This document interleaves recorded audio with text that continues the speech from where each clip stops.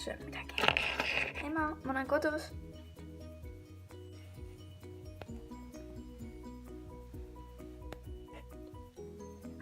Kiri on seal.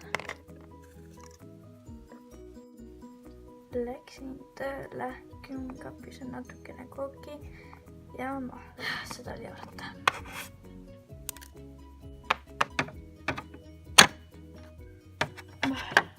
Ja kook.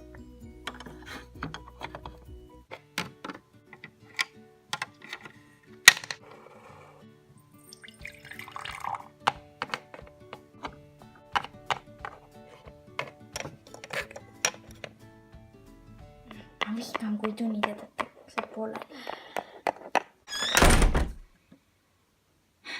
Halloo, ma olen kodus. Oh, hei ema. Oh, hei kullake. Sul on äkki kõht tühi? Väga. Okei, aga ma teen süüa, aga sa pane uks kinni. Ja. Vikan, kui söök on valmis. Okei. Oota. Ja? Kus isa on? Ta parandab üleval korrusel külaliste tuba. Okei. Oh, hei kullake. Hei isa. Kuidas läheb?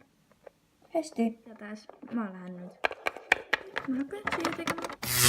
Kuhu valgus kadus? Kallis. Sorry, ma lihtsalt vaatasin, kas see pirn on läbi või mitte.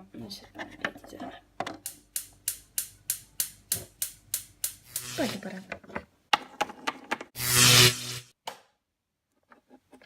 Palju parem.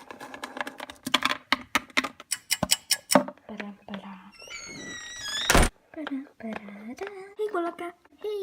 Nii vara kodus või? Jah, meil täna lõppes vara, sest kuna kunstiõpetaja jättis ühe tunni pooleli. Okei, lähen enda tuppa. Muidu söök on valmis. Pärast söön.